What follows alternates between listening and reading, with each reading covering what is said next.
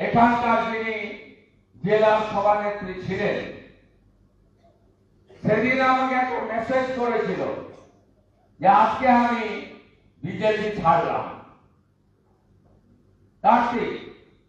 কার্তিক মার খেয়েছে, হসপিটালে জীবন মৃত্যুর সঙ্গে পাঞ্জা কষেছে, তাকে ভগবান বাঁচিয়েছেন, আমরা অনুঘটকের কাজ করেছি।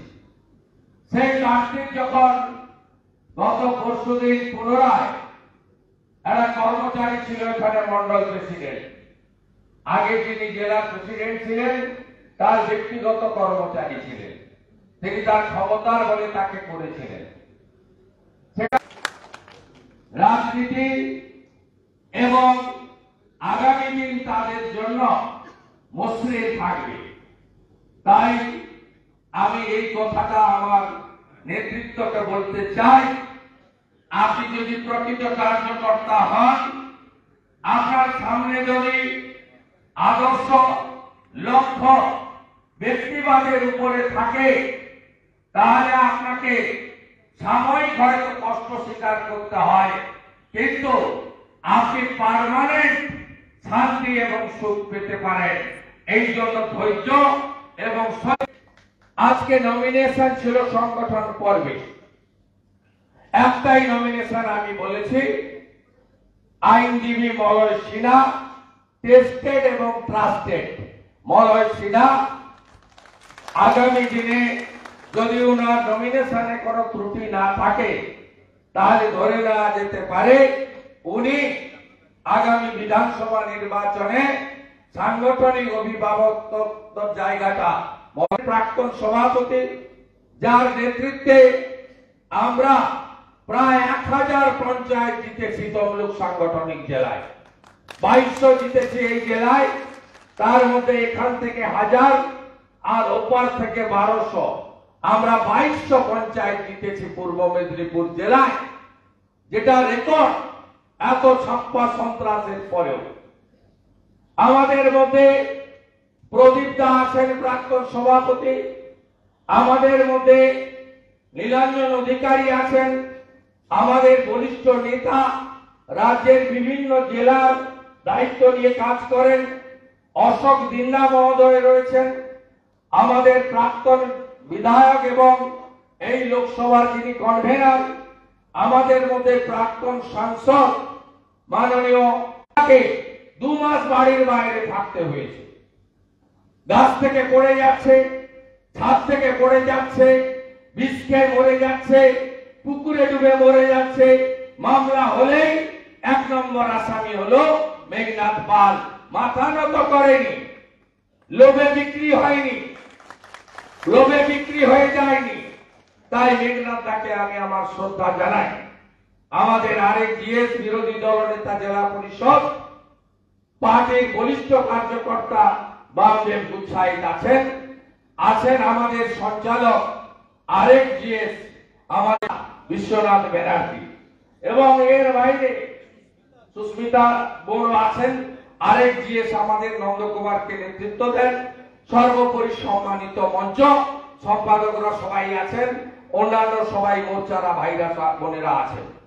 আমি আপনাদেরকে এর মধ্যে থেকে বিজেপিকে হারানোর জন্য করা হয়েছে, এখানে আমার কাছ থেকে আপনারা গল্প নয় সত্য কথা শুনবেন।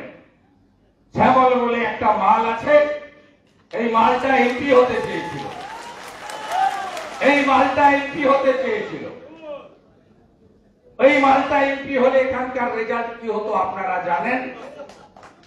অতএব স্বাভাবিকভাবে আমি যখন 5টা মন্ডলে চা চক্রে যাব, তখন আমি আপনাদেরকে চা খেতে খেতে গল্প করব। আমি কিছু কাজের কথা বলি। 316 জন অ্যাক্টিভ মেম্বার হয়েছেন এই বিধানসভায়, হাত তুলবেন কতজন এসছেন দেখতে চাই। গোনা তো মুশকিল, মোটামুটি 250 তো 250 হবে, ঠিক আছে। হোয়াটসঅ্যাপ গ্রুপ আমরা একদম সাজানো জায়গা আছে। আমি এখান থেকে 26 নম্বর ওয়ার্ডের হিন্দুদেরকে একটু হ্যাটস অফ জানাবো।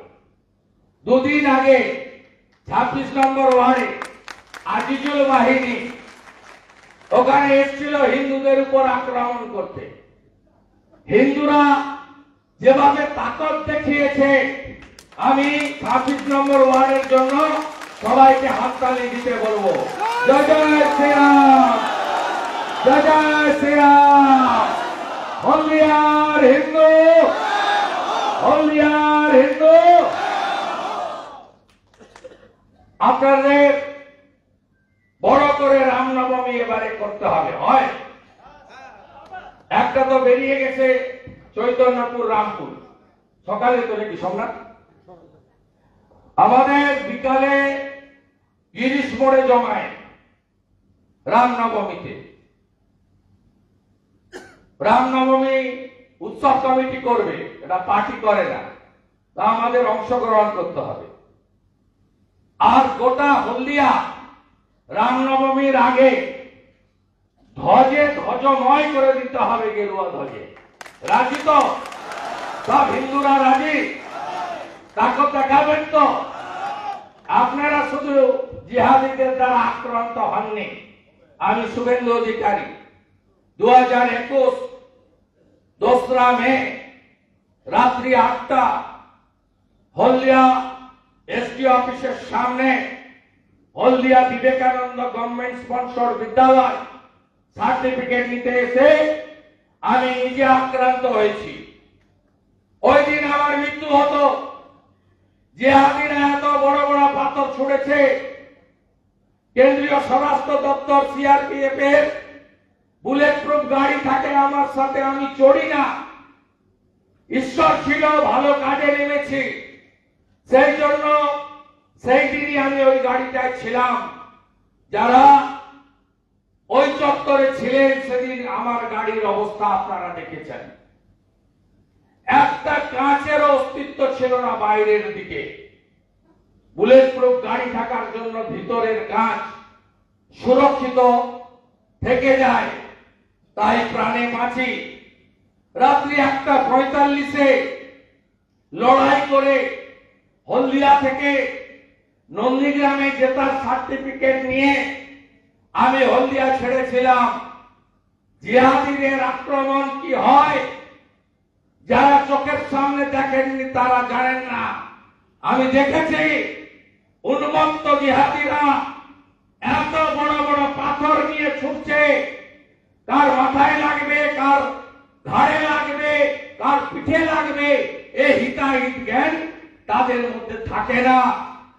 তাই এই জিহাদিদেরকে হলদিয়া থেকে একেবারে সমূলে যদি উৎপাদন করতে হয়, আগামী দিনে নরেন্দ্র মোদীজির নেতৃত্বে পশ্চিম বাংলায় ডবল ইঞ্জিন সরকার করতে হবে।